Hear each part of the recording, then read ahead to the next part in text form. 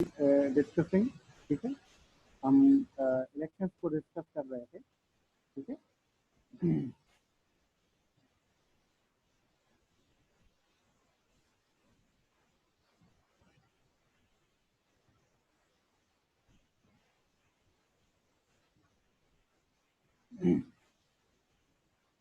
Okay, तो हम जो डिस्कस कर रहे थे बेसिकली वो डिस्कस कर रहे थे इलेक्शंस के बारे में, और आपको मैंने इसकी डिटेल से बातें बताई कि जो इलेक्शन है उसके अंदर क्या होता है। फर्स्ट राउंड होता है, बहुत ज़्यादा कैंडिडेट्स होते हैं, तो जो मेजॉरिटी में जीत के आते हैं फिर उनका दूसरा राउंड होता है, सेकेंड राउंड होता है, और उनमें से जो मेजॉरिटी में जीत के आते हैं वो विनर कहलाता है और वो प्रेसिडेंट बन जाता है। ठीक है, इस तरीके से प्रेसिडेंट। तो अभी आ जाते हैं हम प्रेसिडेंट के ऊपर, दी मोस्ट इम्पॉर्टेंट क्वेश्चन, जैसे इस में अक्सर आता है प्रेसिडेंट के पावर्स एंड फंक्शन। ठीक है, तो पहला एग्जेक्टिव पावर देखते हैं। एग्जेक्टिव पावर का सबसे पहला ये है कि ही chooses prime minister who is the head of the government. ये प्राइम मिनिस्टर खुद चूज करता है, ये सिर्फ सोल इसका पावर है जिसको ये करे। ठीक है, however, since the French National Assembly has the sole power to dismiss the prime minister's government, the president is forced to name a prime minister who can command the support of majority in the assembly. इस पे एक वो system आ जाती है, इस पे एक limitation आ जाती है कि ये उस प्राइम मिनिस्टर को इलेक्ट करेगा जिसको नेशनल असेंबली की सपोर्ट हासिल होगी। अगर नेशनल असेंबली की सपोर्ट हासिल नहीं है, कोई ऐसा प्राइम मिनिस्टर ये बना देगा तो वो मोशन ऑफ सेंश्योर ले आएंगे, वोट ऑफ नो कॉन्फिडेंस ले आएंगे और उसको उखाड़ के बाहर फेंकेंगे। ठीक है, तो अपॉइंट ये करता है जो प्राइम मिनिस्टर होता है, बट उसके अंदर ये क्या करता है कि ये को प्राइम मिनिस्टर जो नेशनल असेंबली होती है उसकी मंजूरी लेना लाजमी होता है। ठीक है, एक तो ये इसका पावर है प्राइम मिनिस्टर और उसकी कैबिनेट को क्या करना, अपॉइंट करना। But when the majority of the assembly has opposite political views to that of the president, this leads to the political कोहिबिशन।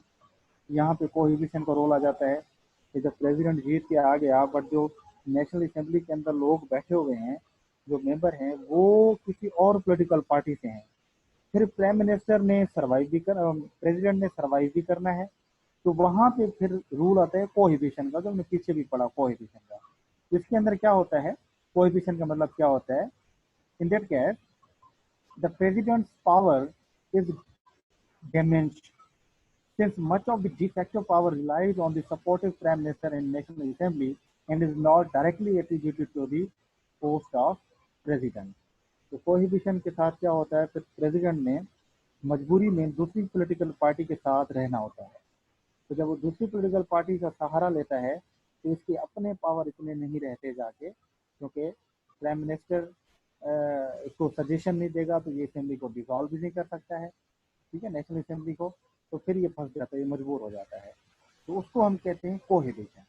ठीक है, कोहिबिशन के अंदर क्या होता है, यानी कोहिबिशन के अंदर ये चीज होती है कि जब मेजॉरिटी पार्टी नहीं होती प्रेसिडेंट की अपनी, तो उसको दूसरी पॉलिटिकल पार्टी के साथ कोहिबिट करना पड़ता है।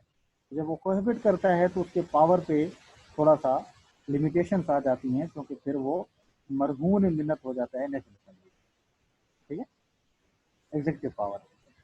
अच्छा, इनके when the majority of the assembly sides with them, the president can take a more active role and may in fact direct the government policy। But अगर पॉलिटिकल पार्टी ही प्रेसिडेंट की है फिर तो प्रेसिडेंट बन जाता है टार्जन पूरा, फिर तो प्रेसिडेंट जो कुछ करना चाहे कर सकता है, क्योंकि कोहिबिशन होती नहीं है, सारे बार अपने पास होते हैं, फिर वो चल करता है। ठीक है, the prime minister is then the personal choice of the president, फिर तो उसकी चॉइस होती है ना जो रखे हो, फिर तो कोहिबिशन की जरूरत नहीं होती है। And can be easily replace if the administration becomes unpopular. तो उसकी मर्जी होती है, अगर उसका प्राइम मिनिस्टर सही काम नहीं कर रहा तो उसको उठा के फेंकेगा, किसी और को रख लेगा।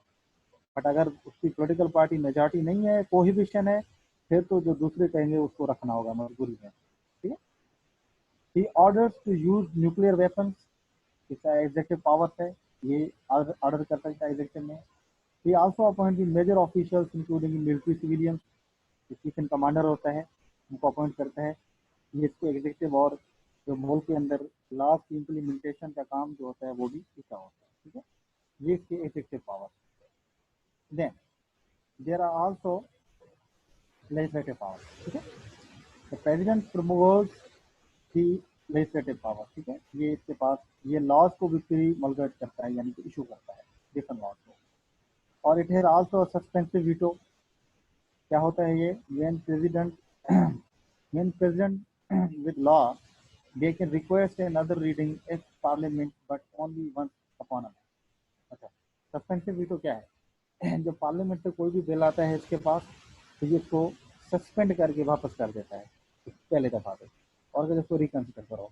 बट एक दफा अगर इसने भेजा और पार्लियामेंट ने दोबारा पास करके इसके पास भेजा, तो फिर उसको ये रिव्यू नहीं कर सकता है, फिर उसको मंजूर करना होगा।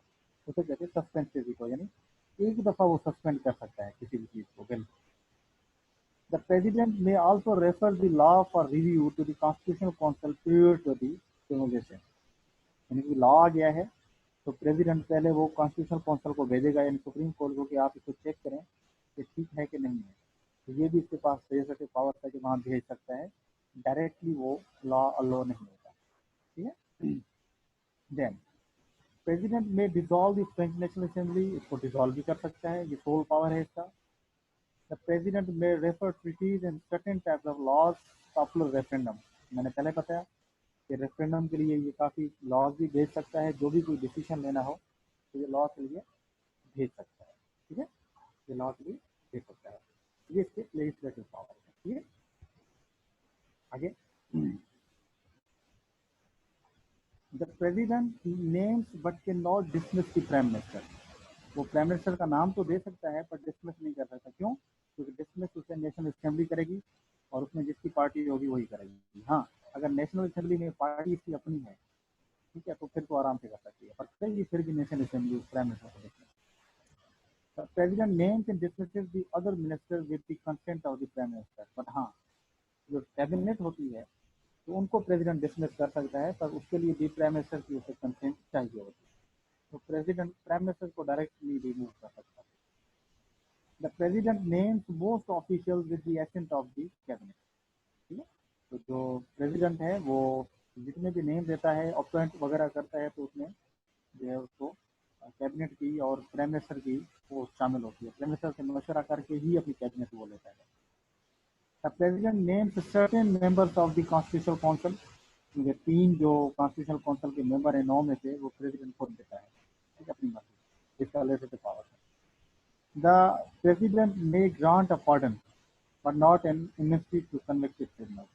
ठीक है, पार्डन भी ग्रांट कर सकता है, और ये एग्जीक्यूटिव ऑर्डर भी इशू कर सकता है, ठीक है। यानी कि जब पार्लियामेंट कोई ऑर्डर पेश नहीं करती तो जल्दी में एक ऑर्डर पेश करना होता है, तो वो एग्जीक्यूटिव ऑर्डर होता है, जो हमने अमेरिकन में के भी अंदर पढ़ा था, तो एग्जीक्यूटिव ऑर्डर कहते हैं, तो ये वो भी इशू कर सकता है, ठीक है। ये भी इसका लेजिस्लेटिव पावर है। फिर इसके फाइनेंशियल पावर्स की अगर बात करें तो आपको पता चलेगा कि ही प्रिपेयर्स बजट, इसकी उसमें बनता है। फाइनेंस मिनिस्टर जो होता है वो उसकी कैबिनेट का हिस्सा होता है, इसकी बेच पे आता है, और फंड्स वगैरह भी इसकी मंजूरी से जाते हैं कहीं जाने आते हैं। लिमिटेड फाइनेंशियल पावर है, ठीक है। तो ये फाइनेंशियल नहीं है, ये जुडिशियल होगा, ठीक है। ये जो मैं कहता हूँ फाइनेंशियल पे गलती की है, ठीक है।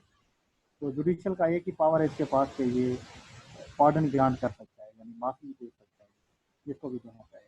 तो हमारा प्रेसिडेंट भी है, वो भी माफी दे सकता है, इसके पास ये पावर है, ठीक है। और पावर्स हैं इसके, कुछ इमरजेंसी पावर्स हैं, ठीक है। For the president of the republic to have court की इमरजेंसी पावर्स फॉर आर्टिकल 16 उसे देता है, जो 2 कंडीशंस पे वो यूज कर सकता है। एक, जब सीरियस और इमीडिएट थ्रेट हो मुल्क को, यानी उसकी इंडिपेंडेंस ऑफ नेशन को, उसकी इंटीग्रिटी को, टेरिटरी को, यानी जंग लाइक सिचुएशन क्रिएट हो जाए, फिर इमरजेंसी पावर है उसके पास। और अगर नहीं, दूसरी condition, the fulfilment of its international commitment. अगर उसने कोई इंटरनेशनल कमिटमेंट को उसने फुलफिल करना है, तो फिर भी वो इमरजेंसी पावर लगा सकता है। इमरजेंसी पावर क्या है? इमरजेंसी पावर एक ही है, बड़ा, सबसे बड़ा, और वो ये है कि पार्लियामेंट को डिसॉल्व कर सकता है, नेशनल असेंबली को डिसॉल्व कर सकता है। इमरजेंसी लग जाए तो नेशनल असेंबली प्राइम मिनिस्टर से पूछना भी नहीं है उसने, ऐसे उसे घर भगाना है, ठीक है। इसका इमरजेंसी पावर है। बट उसके लिए 2 कंडीशन है, यानी वॉर लाइक सिचुएशन हो या इंटरनेशनल कोई बड़ा इशू हो जाए उसके ऊपर, ठीक है, इसकी पावर है। फॉरेन पावर्स भी हैं इसके पास, बड़े इंपॉर्टेंट से हैं, यानी कि इन्वेस्टर और इन्वॉइस को ये अपॉइंट करता है, फॉरेन पॉलिसी ये खुद बनाता है, ट्रीटीज को रेटिफाई एग्रीमेंट को ये खुद करता है, और जो दूसरे स्टेट के हेड्स आते हैं ये उनको रिसीव भी खुद करता है, ठीक है, ये इसके फॉरेन पावर, ठीक है, प्रेसिडेंट। तो अगर इसका एनालिसिस करें हम छोटा सा इसके पावर्स का, तो फ्यूचर में क्वेश्चन भी आता है इससे रिलेटेड, तो हम कह सकते हैं कि इसका रोल तो बोनापार्टियन है, यानी ये बहुत पावरफुल रोल है इसका, बट एक शर्त है, अगर कोहेबिशन आ जाए तो फिर इसके पावर बड़े लिमिटेड हो जाते हैं, ठीक है। हाँ, अगर मेजॉरिटी पार्टी इसके पास है फिर तो ये ऑल इन ऑल हो जाता है, फिर तो वाकई ये बोनापार्टी हो जाता है, ठीक है, सारे पावर इसके पास हो जाते हैं। अगर कोहेबिशन आ जाए तो फिर लिमिटेड हो जाती है, और स्पेशली इमरजेंसी सिचुएशन में, जैसे अभी पेरिस अटैक हुए थे जिसमें ज़्यादा पावर प्रेसिडेंट के पास आ गए थे, तो प्रेसिडेंट ने ही सब कुछ संभाला था, ठीक है। ये छोटा सा एनालिसिस था जो प्रेसिडेंट के बारे में आता है, उसमें क्वेश्चन आता है कि प्रेसिडेंट बोनापार्टे है फ्रेंच में, उसको एक्सप्लेन करेंगे, यानी सारे पावर उसके पास हैं, तो बाकी सारे पावर उसके पास हैं अनटिल कोहिबिशन ना हो, तो कोहिबिशन हो फिर भी पावर होते हैं बट थोड़े से लिमिटेड हो जाते हैं, वो ख्याल रखता है। और कोहिबिशन नहीं है, मेजॉरिटी पार्टी उसके पास है, फिर तो वो जो है वो खींच के रखता है जो भी पावर हो, ठीक है। ये छोटा सा एनालिसिस था उसका। तो ये हमारा लास्ट अभी टॉपिक है, दैट इज अबाउट, हम कहते हैं कि French system of administrative law, बड़ा इंपॉर्टेंट एडमिनिस्ट्रेटिव लॉ, क्वेश्चन भी आता है कि फ्रेंच राइट एडमिनिस्ट्रेटिव, ये फ्रेंच में उसको कहा जाता है, ठीक है, ये सिस्टम ऑफ लॉ है, ठीक है। ये क्या है इसको समझें। In common and universally accepted usage, the concept of administrative law has come to mean the whole body of laws relating to public administration. अभी इसको समझें जरा, थोड़ा मैं समझा लूँ आपको, फिर समझ आएगा। एडमिनिस्ट्रेटिव लॉ क्या है, दो चीज़ें हैं देखिए, हमने कॉमन लॉ भी पढ़ा था और ये एडमिनिस्ट्रेटिव लॉ है, rule of law, sorry, rule of law पढ़ा था हमने, और ये एडमिनिस्ट्रेटिव लॉ है। रूल ऑफ लॉ ये था कि जो लॉ है सबके लिए बराबर होगा, जो जिस रैंक पे जैसे भी इक्वली ट्रीट किया जाएगा, वो रूल ऑफ लॉ था, वो ब्रिटिश पॉलिटिकल सिस्टम की खासियत थी, ठीक है। बट एडमिनिस्ट्रेटिव लॉ जो है ये फ्रेंच पॉलिटिकल सिस्टम की खासियत है। एडमिनिस्ट्रेटिव लॉ के अंदर क्या होता है कि जो गवर्नमेंट ऑफिशियल्स होते हैं उनके लिए अलहदा लॉ होता है, और जो कॉमन सिटीजन्स होते हैं उनके लिए अलहदा लॉ होता है, उसे कहते हैं एडमिनिस्ट्रेटिव लॉ। यानी कि गवर्नमेंट ऑफिशियल्स की अदालतें भी अलहदा होती हैं, उनके फैसले भी अलहदा होते हैं, और जो कॉमन सिटीजन्स होते हैं उनके लिए अलहदा होते हैं, ये होता है एडमिनिस्ट्रेटिव लॉ। पर रूल ऑफ लॉ क्या होता है कि गवर्नमेंट और कॉमन लॉ एक ही तरीके से ट्रीट किया जा रहा है, ठीक है, ये रूल ऑफ लॉ के अपोजिट है।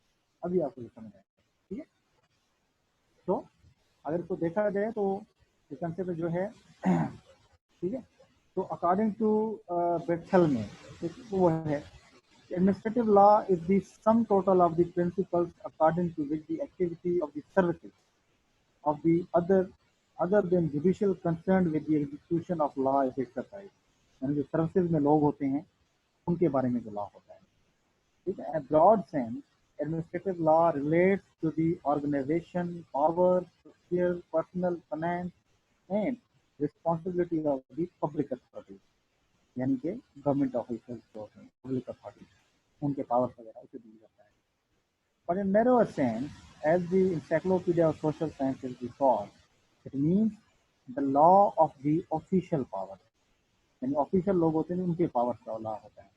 And responsibility of the law which determines the amount of discretion permitted to the administrative officers and agencies, यानी कि एडमिनिस्ट्रेटिव लॉ क्या है, जो गवर्नमेंट ऑफिसर्स होते हैं, गवर्नमेंट ऑफिसर्स होते हैं, उनको जो भी लॉ दिए जाते हैं, जो भी पावर होता है उनका, जो भी अथॉरिटी होती है, जो डिस्क्रेशन होती है, उसको जो डील करता है वो एडमिनिस्ट्रेटिव लॉ डील करता है, ठीक है, उनकी जो डिस्क्रेशन होती है, ये होता है एडमिनिस्ट्रेटिव लॉ, जो पर्टिकुलरली गवर्नमेंट ऑफिशियल से होता है, बट कॉमन सिटीजन से इसका कोई काम नहीं होता, ठीक है। अभी आते हैं जरा फ्रेंच कंसेप्ट के हिसाब से ज़रा इसको देखते हैं क्या कंसेप्ट है, ठीक है, सेंस के हिसाब से। Administrative law is taken to mean the law according to which actions by the citizens against the officials for wrongful acts committed in their official capacity are tried not by ordinary courts of law but special administrative courts managed by the civil servant। अब समझ आ जाएगा, यानी कि अगर कोई civil servant है, कोई government official है, अगर कोई वो बुरा काम करता है, गलत काम करता है, तो उसको ऑर्डिनरी कोर्ट में नहीं सुना जाएगा, उसके लिए स्पेशल सर्विसेज कोर्ट होंगे, कोर्ट पे सुना जाएगा, ठीक है, वो आम कोर्ट में नहीं सुना जाएगा। फ्रांस में ऐसे होता है, उसके गवर्नमेंट ऑफिशियल्स हैं जो भी हैं, उनके लिए स्पेशल लॉज हैं, स्पेशल कोर्ट पे वहीं पे, कॉमन सिटीजन में उसको नहीं सुना जाता, ठीक है, okay. So such a view of plain Detroit administrative was formulated and explained by the English judge A.V. Dicey। जैसे रूल ऑफ लॉ डाइसे ने कंसेप्ट दिया था ब्रिटिश में, इसी तरीके से एडमिनिस्ट्रेटिव लॉ का कंसेप्ट भी डाइसे ने दिया है, ठीक है, फ्रांस के अंदर। तो वो क्या देता है उसको जरा हम देखते हैं, ठीक है। ही प्रोवाइडेड तीन फीचर इसमें दिए थे एडमिनिस्ट्रेटिव लॉ के, जो फ्रेंच में है। कौन से हैं? बाय दिस लॉ वो कहता है that rights of the states are determined by the special body of law and rules which are not applicable to the ordinary citizen। यानी इसके अंदर जो लॉज होते हैं, जो गवर्नमेंट ऑफिशियल्स के लॉज होते हैं, वो ऑर्डिनरी सिटीजन से फॉलो नहीं होते। ऑर्डिनरी सिटीजन के लिए और लॉ होता है और जो ऑफिशियल्स होते हैं उनके लिए और लॉ होता है। बट हमने रूल ऑफ लॉ में पढ़ा था तो ये बराबर होता है, और यहाँ पे डिफरेंट है, ठीक है, फर्क होता है यहाँ पे। Second, the ordinary courts have no jurisdiction in cases with the state or state officials in their official capacity or a party। Such cases are tried by the administrative court consisting of the state officials instead of the judges, ठीक है। दूसरे feature क्या है? दूसरा feature ये है कि वो जो केसेस होंगे उनके गवर्नमेंट ऑफिशियल के, वो आम कोर्ट में नहीं सुने जाएंगे, वो मखसूस कोर्ट होंगे उसके अंदर सुने जाएंगे, एडमिनिस्ट्रेटिव कोर्ट होंगे। और ज़रूरी नहीं है कि वहाँ पे जजेस बैठे हों, वहाँ पे उन एडमिनिस्ट्रेटिव इंस्टीट्यूशन के जो बड़े होते हैं वो बैठे होते हैं, वो इंक्वायरी लगाते हैं और वहीं पर डिसाइड होते हैं सारी। तो दूसरा वो कहते हैं फीचर ये है। पहला फीचर क्या है कि लॉ डिफरेंट है सिटीजन के लिए, उसके लिए। दूसरा फीचर क्या है कि ऑर्डिनरी लॉ कोर्ट में नहीं सुने जाते कोर्ट, बल्कि स्पेशल कोर्ट में सुने जाते हैं, ठीक है। Third, as an inference, Dicey thought that a special protection is given to officials in France for acts performed by their official capacity। जिसकी वो बात बताता है कि जो गवर्नमेंट ऑफिशियल्स हैं, वो कहता है तो फ्रांस में उनको स्पेशल प्रोटेक्शन दी जाती है एज कम्पेयर टू सिटीजन से। यानी सिटीजन को वैसा ट्रीट नहीं किया जाता जैसा गवर्नमेंट ऑफिशियल को किया जाता है। हमारे यहाँ तो ये है ना कि भाई हमारी चीज़ें जो उसने गलत की है तो उसको हमारी तरह डील करना चाहिए, तो फ्रांस में ऐसा नहीं है।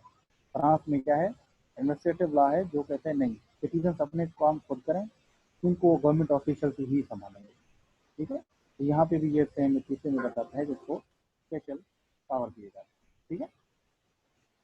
ओके, तो इसके अलावा जो फ्रांस के अंदर फीचर हैं उसके अंदर भी आप देख लें तो आपको पता चलेगा कि predominance of regular rule of law on all, ठीक है।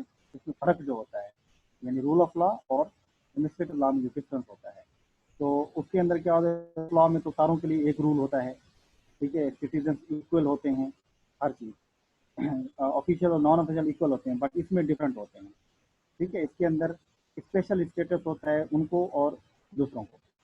Primacy of the rights of the individual as defined as enforced by the ordinary courts of land, उसके अंदर डिफरेंट होते हैं। यानी ये सिंपल वो ये बता रहा है कि एडमिनिस्ट्रेटिव वहाँ पे कोर्ट जो लॉ होता है सबके लिए बराबर होता है, और यहाँ पे जो लॉ होता है वो पर्टिकुलर होता है। वहाँ पे ऑफिशियल और उनके एक ही जगह पे लॉज चलते हैं, और यहाँ पे हर किसी के डिफरेंट लॉज चलते हैं। ये मेन डिफरेंस है, जो डिफरेंस आपको नज़र आता है इसके अंदर क्या कहते हैं रूल ऑफ लॉ और उसके अंदर। बाकी ये कुछ फीचर्स हैं, आप इसको देख लेंगे।